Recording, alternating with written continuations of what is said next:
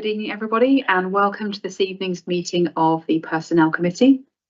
I would like to advise everyone present that if you hear a long, continuous siren, that this is the fire alarm.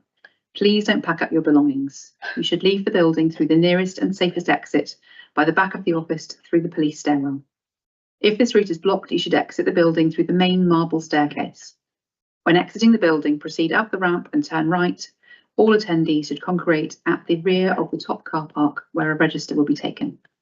Wait until you're told it's safe to re-enter the building. If you're a councillor, we've added you to the register. If you're a visitor and have not signed the register, please do so now. Additionally, whilst the fire alarm is sounding, do not use the lift to exit the building.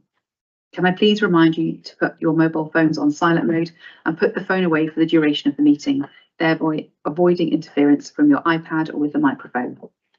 The meeting will be recorded and live streamed on YouTube, and therefore when speaking, please remember to speak clearly.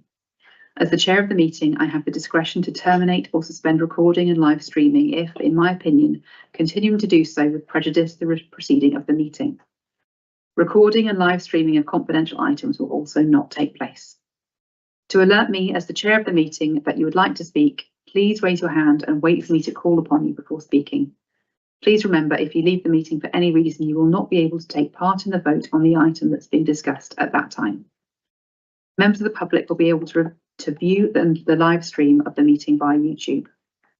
Can I please request that when speaking, you make your points as succinct as possible to allow for the smooth running of the meeting? And can I also take this opportunity to remind you to be polite and treat each other with respect at all times? Thank you very much.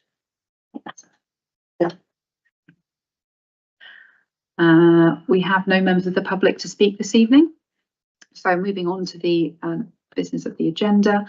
First of all, apologies. We have apologies from Councillor Evans. And a replacement for Councillor Deacon. Thank you, Councillor Tully. And I understand Councillor Smith-Roberts is hoping to be here, but may be delayed. Declarations of interests. I have just signed my change of interests. Does anyone else have any other declarations of interests relating to the meeting this evening? Thank you. And on to the minutes of the last meeting. Has everyone had a chance to look at those? And do they have any comments on the minutes? Could I have a proposer to accept these minutes as an accurate record of the meeting? Councillor Lees, thank you very much. Do I have a seconder? Councillor Furman, thank you. I will sign those as a short.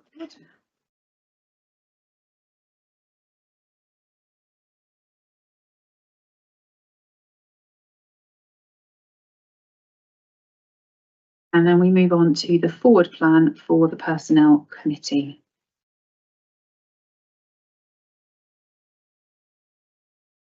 Does everyone have sight of that?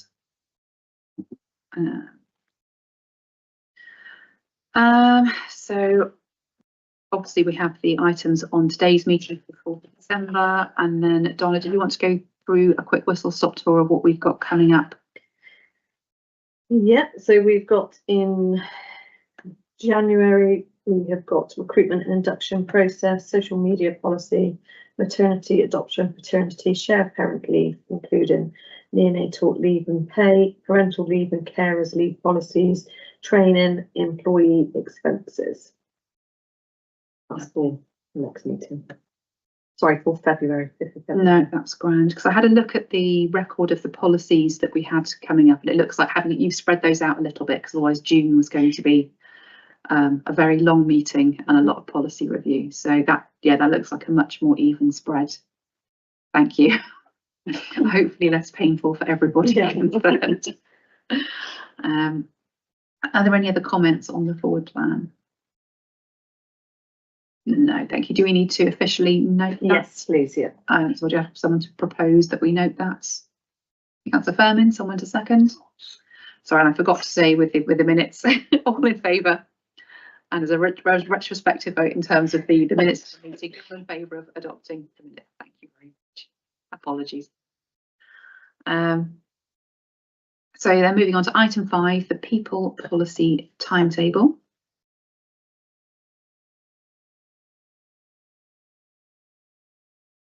This is one you've sent an additional copy of this, haven't you? Because it's loaded up in a different format.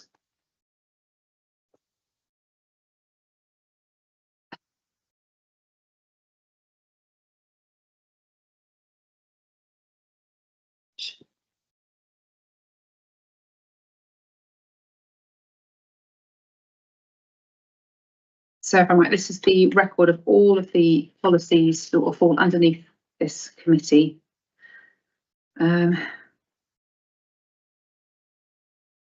Yes, side by side, which is a lot. Obviously, I had a look at these, and yeah, June next year seemed to be particularly heavy, so that was worth bumping some of them forward to April and spread the load. And then there's a really, really big gap at pretty much till April next year, isn't there? Well, 2026.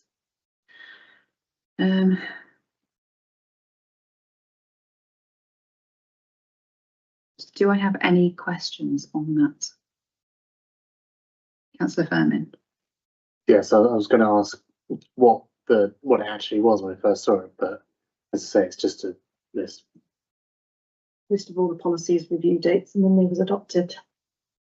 So obviously some of these are 1 year, some of them are 2 year, or the majority of them 2 year reviews.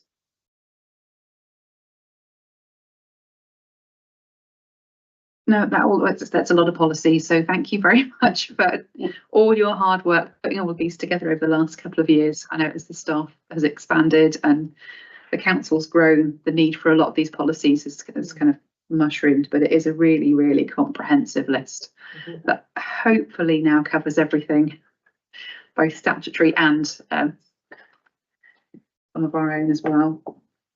No, that looks absolutely fine. I would, I'm very happy to propose that we accept this as a very thorough timetable, and thank you for spreading them out in that forward plan. To have someone to second that. Councillor Firmin, everyone in favour of noting this? Thank you very much.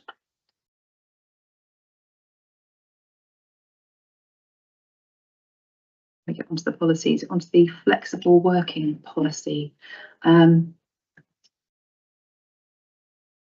Could we have someone to, is it Nikki, are you going to do an introduction on this? Okay. I can do. So we already had a section that had, I believe, already been approved as part of our employee handbook, but we've just updated the rest of the policy. The policy hadn't previously been updated.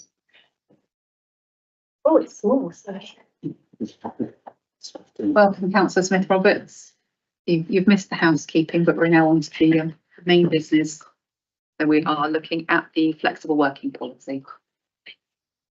So it's been updated in terms of legislation which came into force on the 1st of April 2024, and the key points are really that an employee can request flexible working from day one.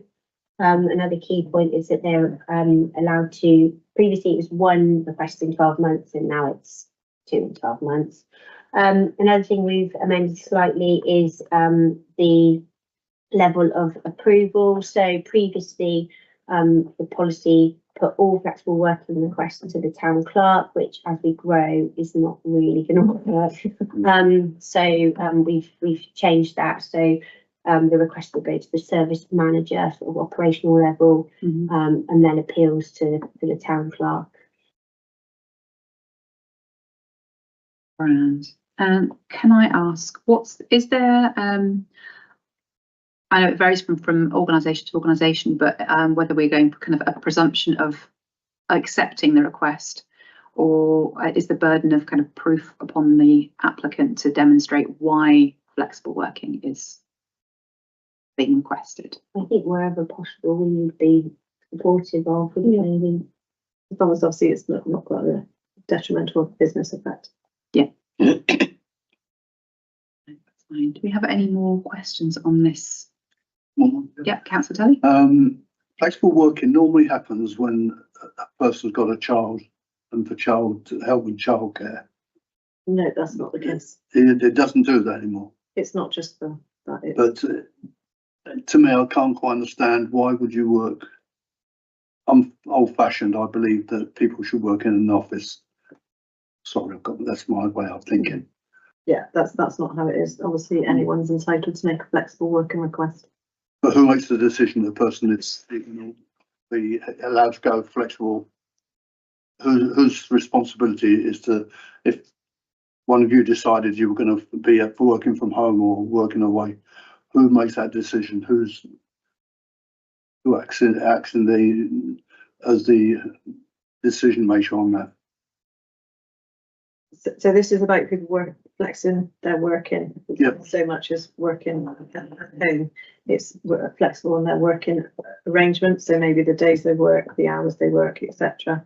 And as we just said, Nikki said at the beginning, it will go to the service managers to make the decision based on the request that comes in.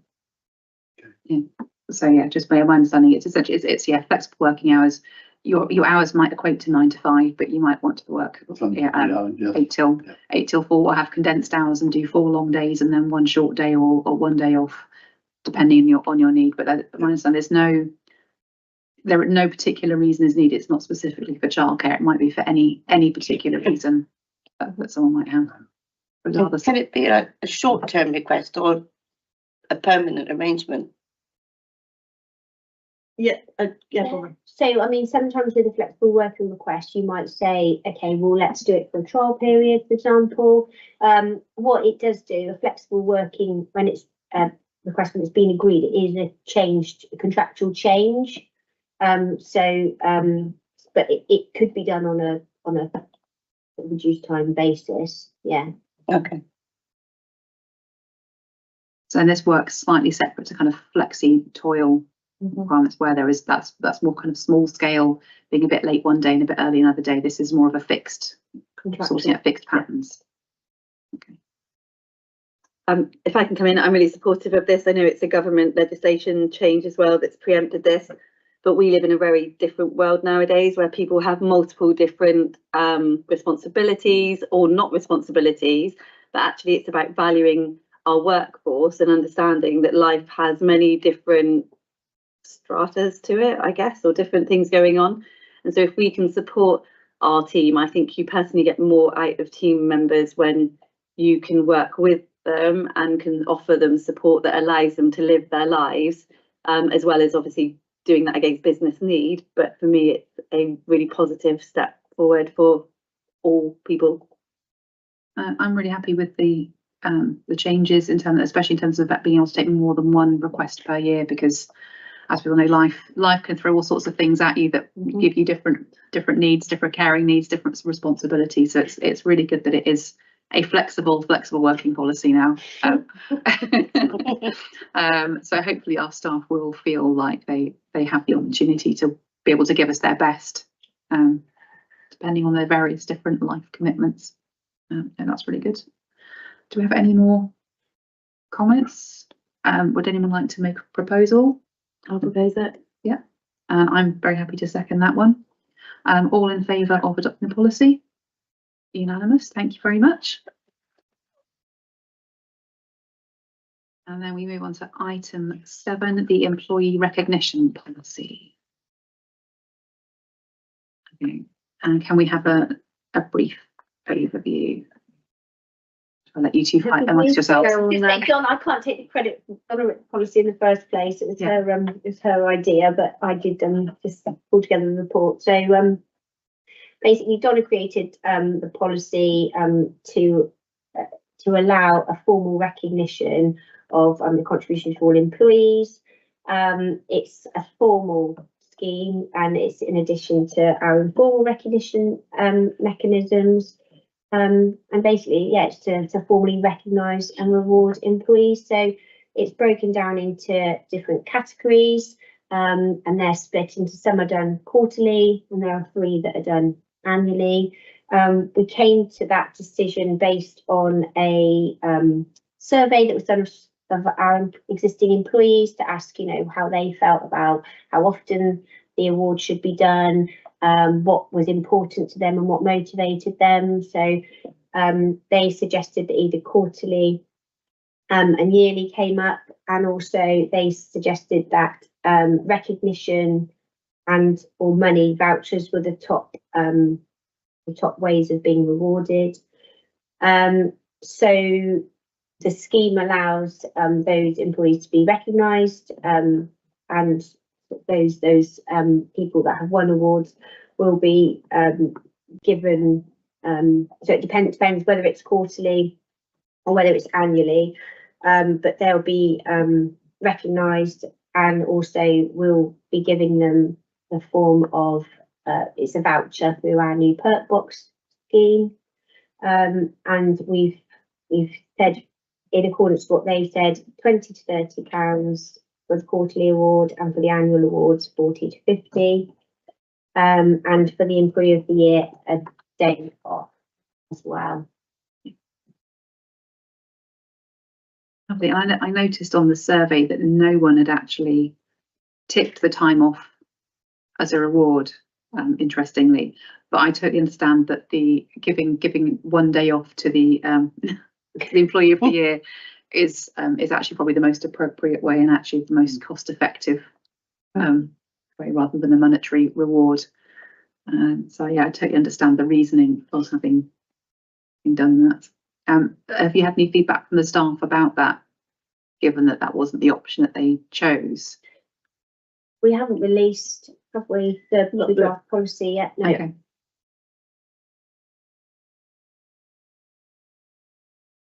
I can't imagine anyone would say no. No, yeah, Hopefully.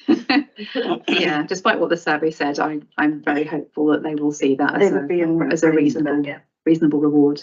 And so the overall, can I just check, the overall budget for this scheme is £550 in the annual budget. I just wanted to make sure that that is clear and on the record. Yeah. But it's actually a very low cost scheme, considering the number of staff that we have.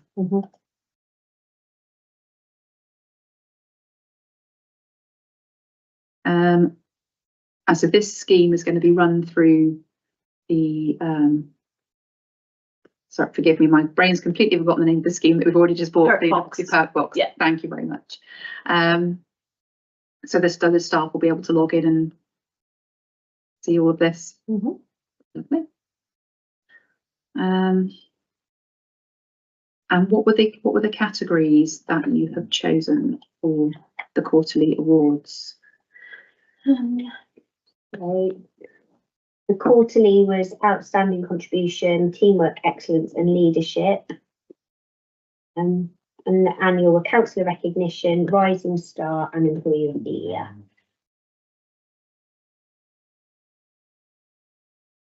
So Smith Roberts. Just a few questions for me, and then I'll just give my thoughts. I really like the idea of using perk box to begin with. I'm wondering, subject to this going well, whether there's a way that we could do a reward to local vouchers for local organisations, if that makes sense. So let's say the quarterly award could be a voucher for a local tea room, so that we are then doing like a cyclical, we could ask whether local independent businesses, or have a selection that employees choose from to have it in. I just wonder, and then that way it's kind of cyclical into our own local economy. And then do we keep track, and when we look at obviously the awards and how we're going to judge them, I'm wondering whether we keep tracks of compliments both from councillors, from members of staff, but also from members of the public, just so that we can use that as a way of saying, actually, we've received a great compliment from a member of the public about Joe Blogs, trying to think of a name that wasn't a name of a staff member there, but and actually we log that so that it can go. I know we probably use it as part of our annual assessments, but then also it helps build up the picture, especially like for employee of the year. There is a few challenges amongst that, because you've got some staff who's going to be recognised more by being in who's out in the public, but some staff is not. So HR and finance may not get so many public comments as No, definitely. brief-based staff. we are. We've got on the perk box where there is a scheme called the Kudos, so you can do that. So we'll have a track of anyone that other staff members have recognised Perfect.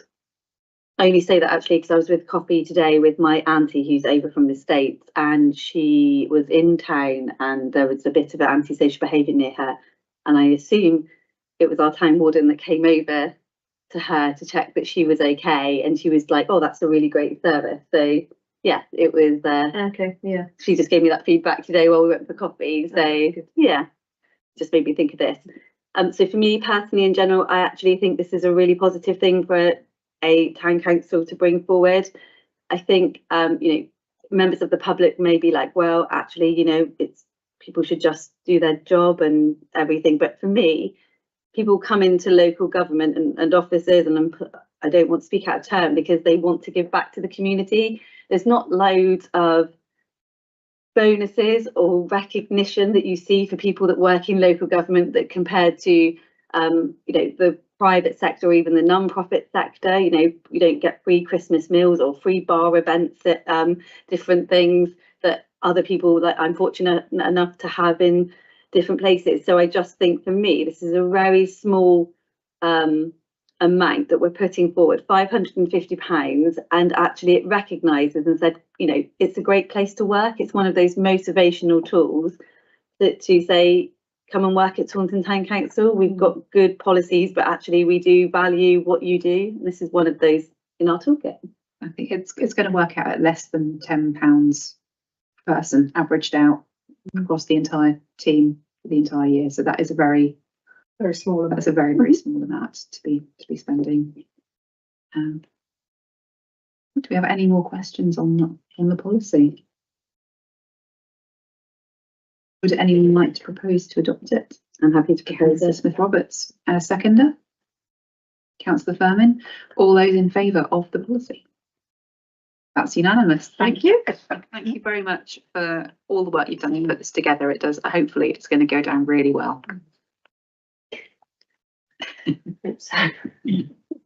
I'm sure it will. Moving on to item 8, the remote working policy and home working equipment policy.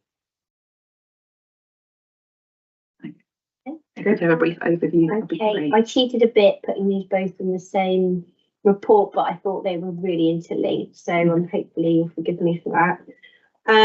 So the two policies hopefully demonstrate the town council's commitment to supporting our employees to have choice and flexibility in the way that they work, allowing them to do their best work, have good work-life balance and work flexibly while staying connected. So in terms of the remote working policy, it's all about guidelines and expectations for our employees, whether they're working in the office, at home, a different Taunton Town Council location, for example, the depot, or in a meeting space. The home working equipment policy is just to outline our approach to the provision of equipment, allowing our employees to work safely at home. So yes, just making sure that we are fully supporting our employees if they are working at home and they're not sort of perched on a bar stool or something in their kitchen with the right equipment. Very much. It's a scheme that I'm really in favour of, and I know it's benefited me massively being able to do this. So having a formal policy really helps to set those boundaries and guidelines for everybody to set the expectations. Do we have any questions? So if we're Just. yeah, Councillor Tully. At another council, we have a couple of people that do work from home. They get a payment because they're using their property. Is that what this means as well? They actually get like an office rental property kind of thing. I think it's not necessarily, we don't have any contractual home workers currently. So this is really at the moment for people who sort of occasionally work from home.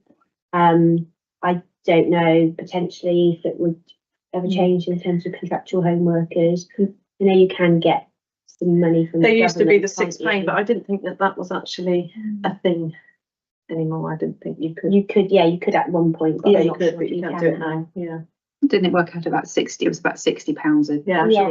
something. So during Yeah. COVID, wasn't it? Yeah. It was like very Yeah. much keeps us accountable. It was essentially to kind of go towards your heating and Heating, lighting as a contribution towards that, but it was a fairly minimal sum that you Yeah. could claim.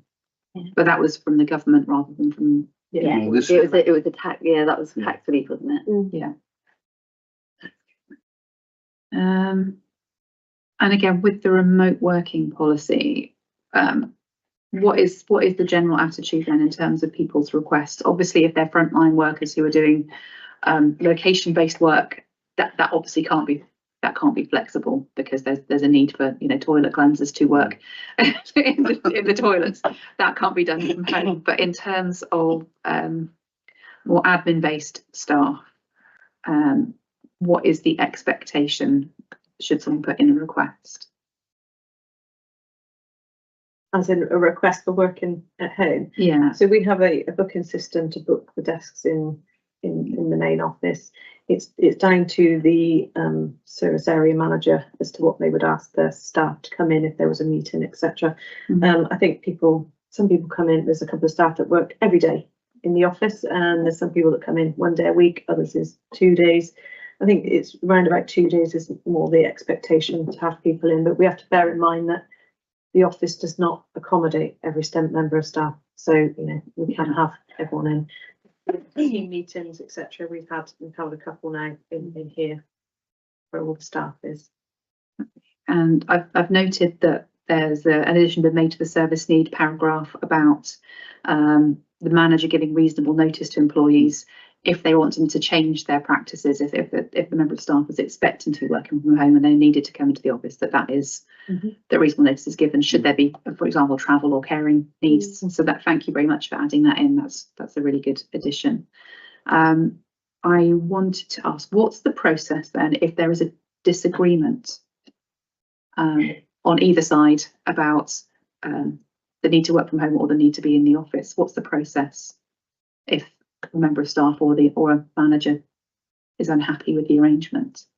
So in the example of, I don't know, like a team meeting or something, and you were requesting everybody came into the office. Yeah, I think, for example. So, I mean, with that, the bottom line is it's all down to service requirement, isn't it? So if a manager's, saying we need everybody to come in, and that would always be, it's we have to provide a service.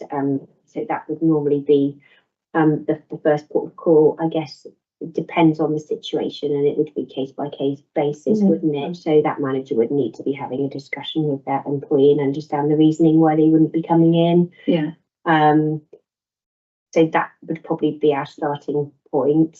But I think all of our employees know it's pretty flexible as far as I can see. There is an expectation set by the service manager if they normally require them in for a meeting. But bottom line is it is service need, as you pointed out, with like the facilities assistants, for example.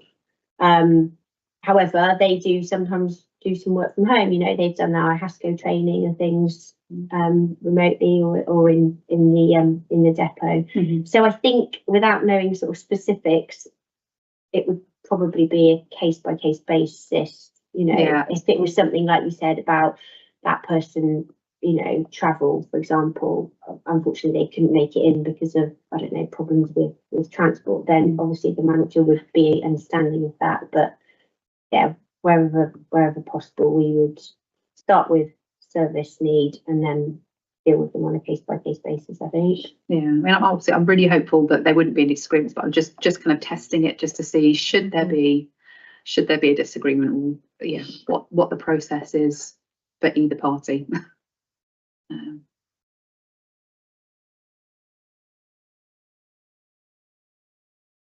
Smith Roberts, yeah.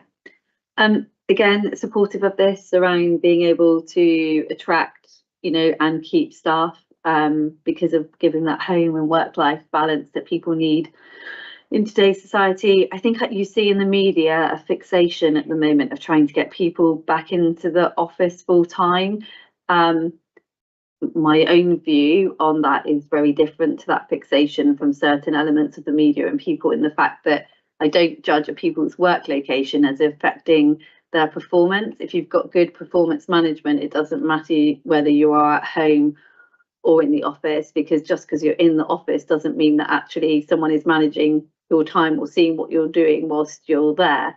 So for me, I think it's just about making sure that this is read in conjunction with our suite of policies, and the fact that we do performance management should we need it, and actually where you are sat doing your work shouldn't inhibit that.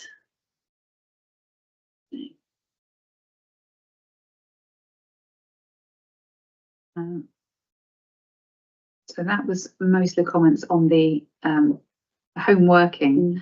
Does anyone got any comments or queries on the equipment, home working equipment policy?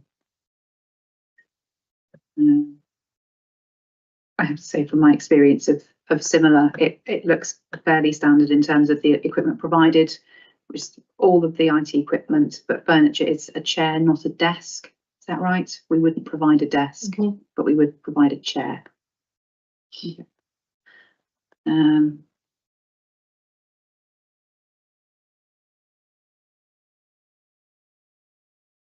And in terms of the home working, the risk assessment, is that pretty much a paper-based or, you know, form-based exercise rather than someone coming and manually inspecting your workstation at a home location? It is. I think if there was a particular need, then potentially we may bring in, you know, somebody to do a more in-depth DSE. Okay. But currently it is, and I don't think we've had anybody with specific needs. No, as we've yet. been doing them all online, so you have to submit the documents and photographs of your workstation, etc. Okay. Councillor Firmin. Do we sort of have the equipment in stock already, just to, you know, ready to give out, or? We've got a supply of some equipment. We don't keep massives, but we'll order in stuff that we need. Okay. I'm assuming there would be storage issues if you had large numbers of chairs and so on. But how many requests, or, you know, how many people have requested equipment so far, roughly? It was, yeah, so we've got about 5. 4 of them had chairs. I think it was 5 or 6 actually. Yeah, DSE 5 employees and 4 chairs. Yeah. Okay.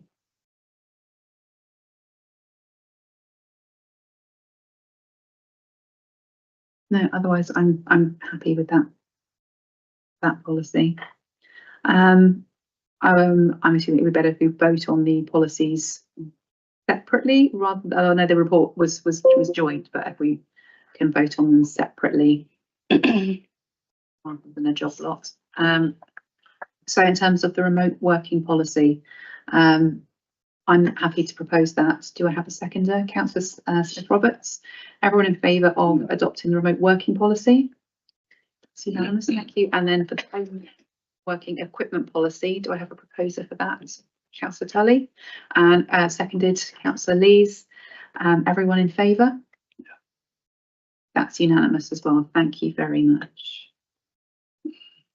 And then moving on to item 9, the sexual harassment policy. Slightly less cheerful topic. Nikki, could you give us a quick overview? Yeah, as you may be aware, we had some legislation come into force on the 1st of October, which so on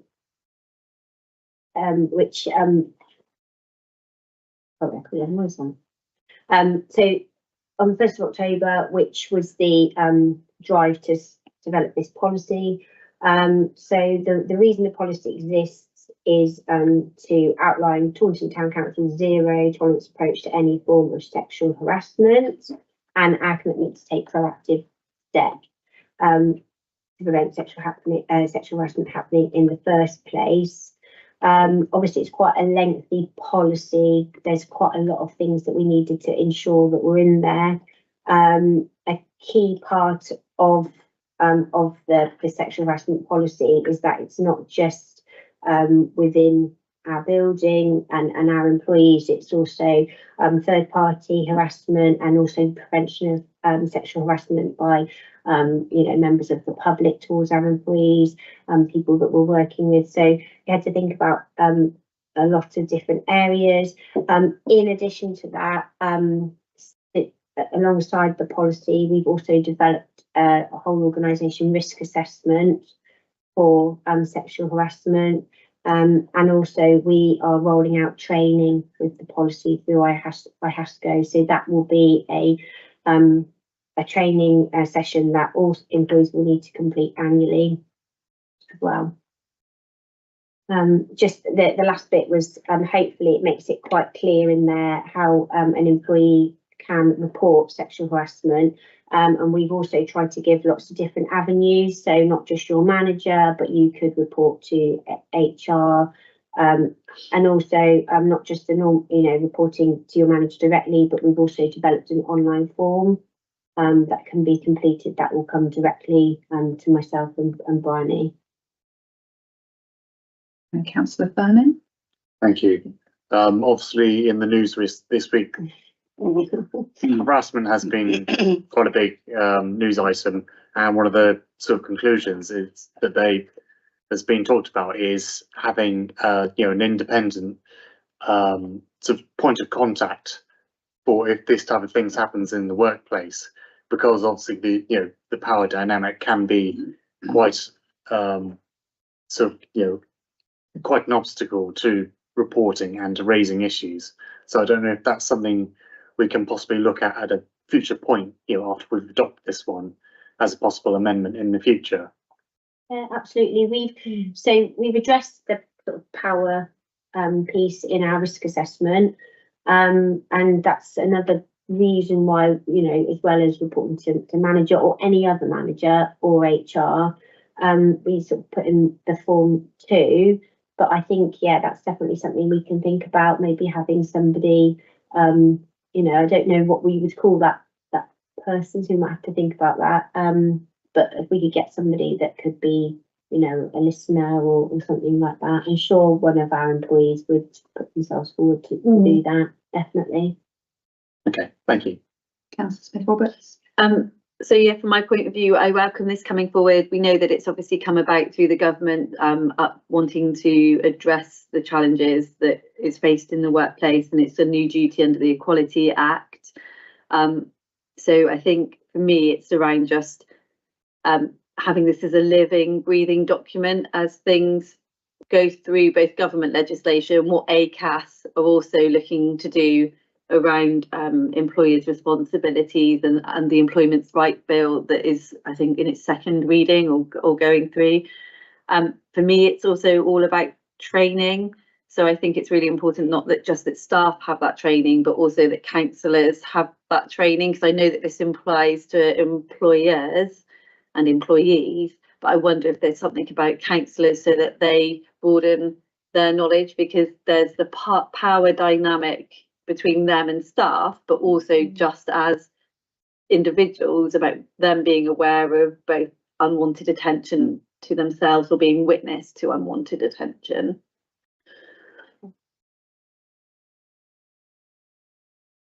Okay, do I have any more comments? Yes. Councillor Tully. I agree 100% with Frederick, and this is absolutely the right thing to do. I would have liked to have seen the word counsellor put on there. I think that another authority I was at, a counsellor was accused of harassment, and I'd like to see, because it doesn't make us any better. As we're a council, maybe the council should be the first to be. It happens, and I think that's right. The other thing I didn't see on there is I see the policy somewhere else, and there was a paragraph in it which said about if someone made a false accusation, that is also very serious as well, and that's not in there at all. I've read it 3 times and I still can't find. Maybe I missed it. I thought it was, sorry. I'll make sure that's put in there.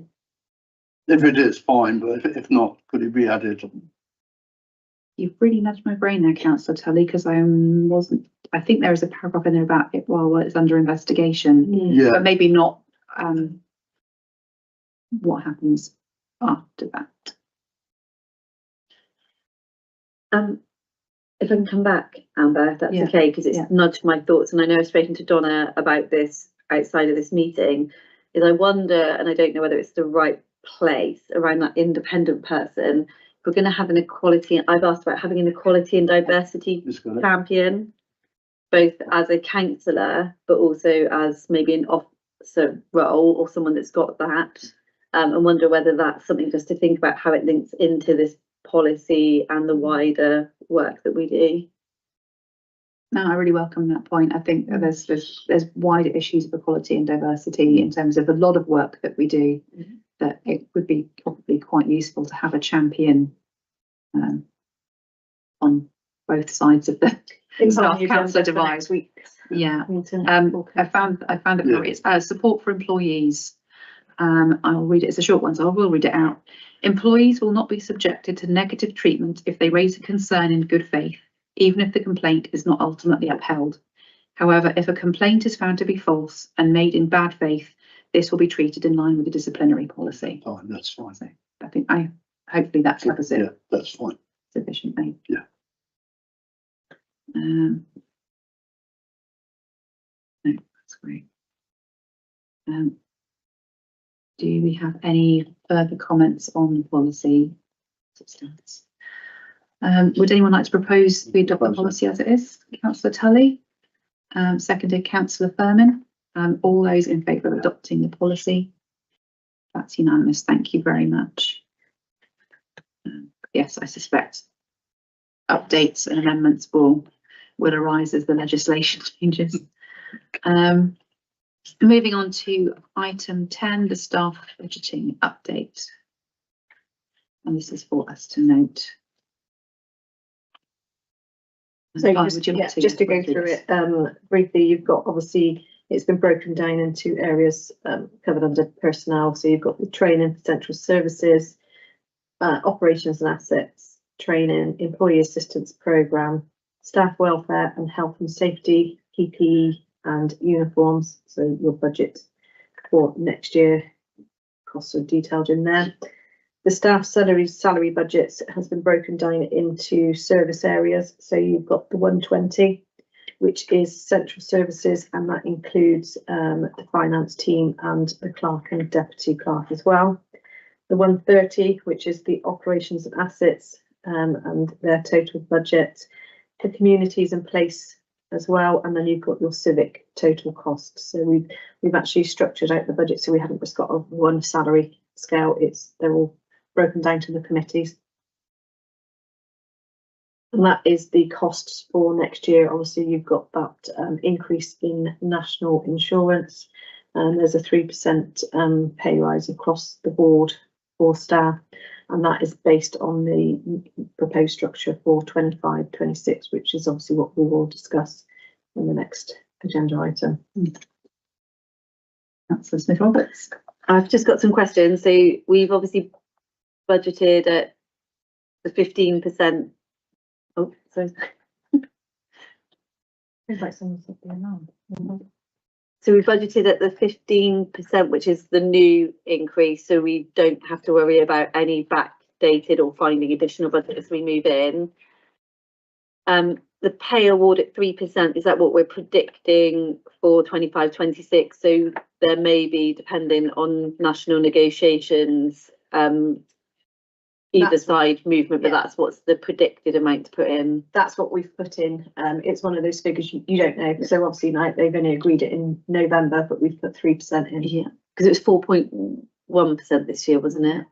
But it varied depending on The the level, salaries, wasn't it? Yeah, the levels. Okay, and then there was another question I had on the budget amounts. Oh yeah, it was around PPE and uniform, and hopefully I'm going to phrase this correctly. When we do PPE and uniform, I've read other cases around the ability to make sure that we can deal with the diversity element of individuals. So whether that's sensory needs for people, whether that's allowing additional sizing, or if a member of staff were to be pregnant, to allow so that you're not expecting, you know, everyone comes in all different shapes and sizes and different needs. Do we allow that flexibility so it's not a one size fits all approach? Absolutely. Perfect. Cool. I'm done. Are you volunteering to be our qualities? Am I being? I actually hold it in Somerset Council, but yeah. Yeah. Do we have any other questions on this? Councillor Fernan? Yes, it may be that it comes under these other budgets, but is there like a separate budget for, say, you know, planning and grants, which are those other committees that we have? So every committee has had their own budget proposal that's gone to them. So you've got the communities in place budget. There's been the grants budget from that committee. There's operations and assets have gone to operations and assets. So that's all the committees. The only ones that isn't is planning, because there isn't anything financial on planning. And what happens is, once this is actually the last committee, all of that information is collated into your total budget, which goes to finance and governance on the 9th, we got the, of December. yes, And then you've got, it will then go to full council in general. So the budget that we're looking at here is purely Purely staffing, for- yeah, just purely staffing for those departments, not for the actual kind of operational material costs or anything else. No. So those committees come under those other budgets? Yeah, so they're the other committees will decide the money that the staff then get to use, or Yeah. yeah. And also each of those committees have approved their staffing budget and their staffing structure. Okay, That then builds up into Which then this, gives builds you a bit. your This is full this gives picture. us a full picture. So you're the last, Yeah. the last committee, so it's been through the other ones. okay. Does that make sense? I was just wondering sort of where those committees, which budget those committees come under.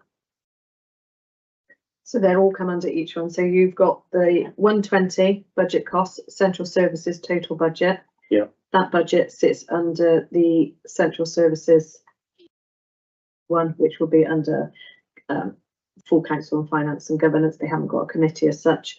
Operations and assets, the 130s, that staffing budget will sit underneath that committee.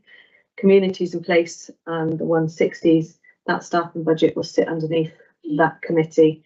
The only other ones on here obviously is the training stuff, which sits underneath central services budget heading. Okay. So say, where does planning, which budget does planning go into? As in what sort of budget? We haven't got a budget for planning. Okay, right. I think planning is one of the most unusual ones because it's not a committee that spends They don't money. spend. No, it just Yeah. gives decisions on it. Yeah. But the staff that help that committee would probably sit under central services because Yeah. they're democratic services. Okay, That makes sense. The same with the grant. We have a grants budget, but the actual staffing come under central services. right. Because I think that's sort of what I was looking for, where it comes under each one. Right, Yeah. okay. But some of them are easier to look at in terms of communities in place because that is a team and a separate budget, so they kind of form a discrete unit. But the central services kind of covers a multitude of sins, as it were. Okay, thank you. Is this an appropriate time to share kind of like the percentages comparing this to other authorities, just in terms of obviously the amount of money that we're spending on staff does look like a large amount, but in terms of our precept on our expenditure, Yeah. I know you have some figures Yeah, so to put there that was into perspective. there was a exercise done by another clerk actually based on their 23-24 budget, staffing budgets. And it was based on the precept or your expenditure. And so they was all listed, 1 to 20, so how much their staffing cost was against their expenditure. And we've added ourselves into the list based on next year's figures, and we come at number 17. So it was at 39%. 39%. So we was in 2 up from the bottom. Some of them was up 64% of staff cost on their expenditure. So yeah, we're still quite low.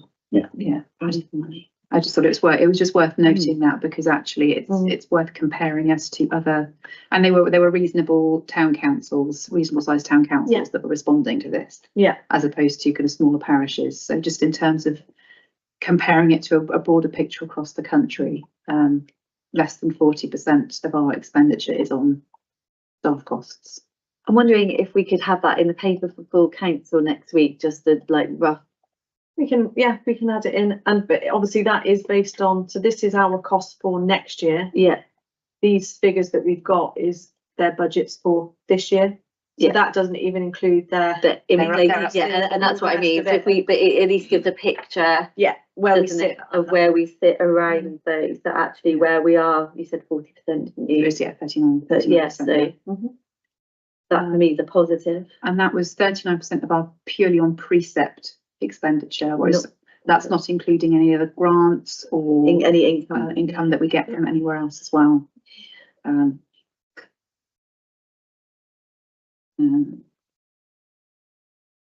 I just found that quite it was very informative having that extra information just to put it into perspective. Yeah, we can include that in the pack. Yeah.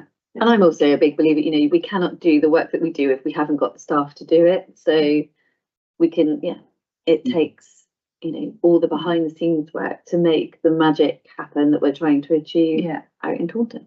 And I know a huge amount of that additional cost and the uplift this year is because we will be taking on a lot more staff to do the open spaces work. Particularly, there's going to be a large team that we haven't had before, but that money is offset by the fact we will be contracting that work out to a third party. Yeah, I think we was paying 560,000 for the contract to Somerset Council. So we're taking that back in-house. And then have flexibility, don't we, to do multiple different aspects of the work, because the workforce can be bendable to do different jobs. And potentially generate income should those services be needed by other organisations. So do we have any other questions on that budget report, or are we happy to propose that this is what goes forward to finance governance to add into the overall mix? I'm happy to propose. Okay, do I have a seconder? Councillor Furman, everyone in favour of putting these figures forward? Thank you, that's unanimous. Thank you very much. The next item is to a motion to exclude the press and public before we discuss a confidential item on the organisational structure and staffing update. So I know I need to read this out verbatim, do I not? Oh, bear with me, it's a tongue twister. So, access to information, motion to exclude the press and public, item 12. During the discussion of the following items, agenda item 12, it may be necessary to pass the following resolution to exclude the press and public, having reflected on the presumption in favour of openness. This decision may be required because consideration of this matter in public may disclose information falling within one of the descriptions of exempt information in Schedule 12A to the Local Government Act 1972. The subcommittee will need to decide whether, in all the circumstances of the case, the public interest in maintaining the exemption outweighs the public interest in disclosing the information. The recommendation is that under section 100A(4) of the Local Government Act 1972, the public be excluded from the items of business, agenda item 12, on the grounds that it involves the likely disclosure of exempt information as defined in paragraph 3, respectively, of part 1 of Schedule 12A of the Act, namely information relating to the financial or business affairs of any particular person, including the authority holding that information. And I am proposing that we do exclude the press on this because there will be considerable confidential information discussed. Do I second, was that Yeah. Councillor Roberts? All in favour of excluding public press? That's unanimous. Thank you very much, everybody. And on that note, then we will cease the live broadcast of the meeting. Thank you. Thank you. Can we just unplug it just to make? Next week. Oh, Yeah, 'cause he's